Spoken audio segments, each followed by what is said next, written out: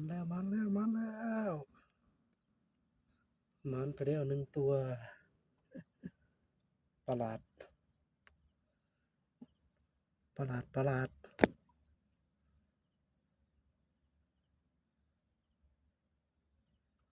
มันแล้วมันแล้วมันแล้วคือต้องไปเลิกเถอะวะ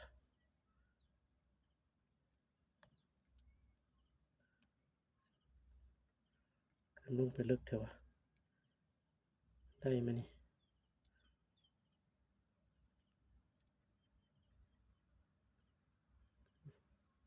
คือต้องกลกกลอแท้ได้ไหมเนี่ยจะ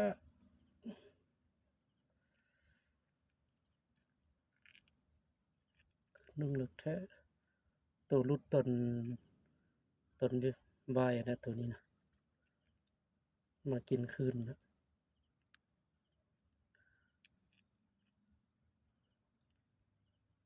ตัวรุดตนบาย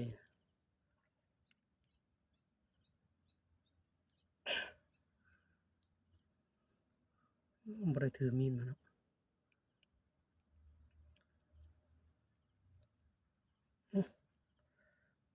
ไปเฉพาะตลาดไปมาแล้วคืนนุ่ม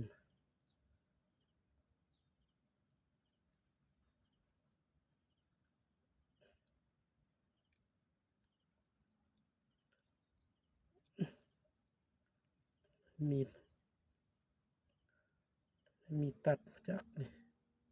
เสร็จ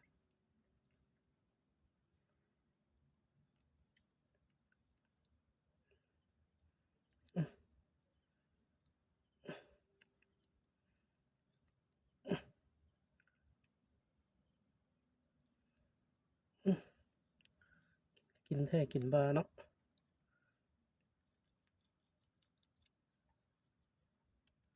ทุกกิน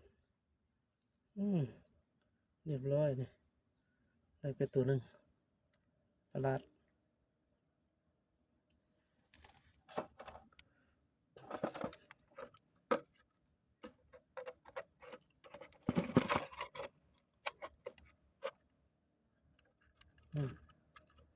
ได้เป็นหนึ่งตัว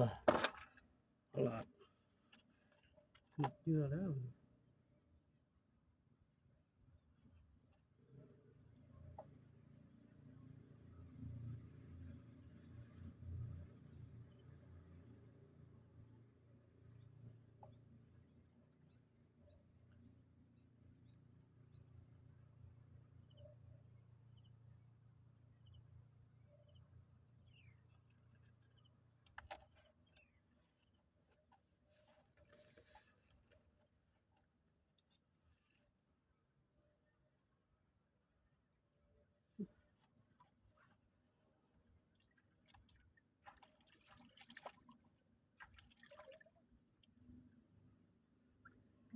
ขาดเลย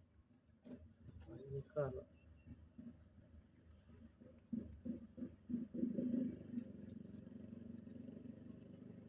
ลาบ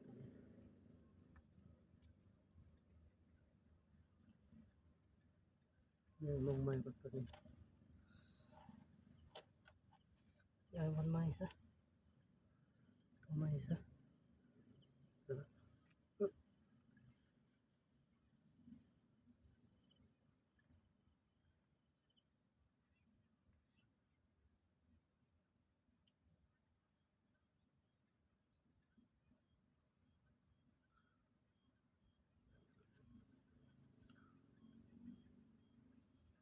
บนใหม่ซะเนี่ย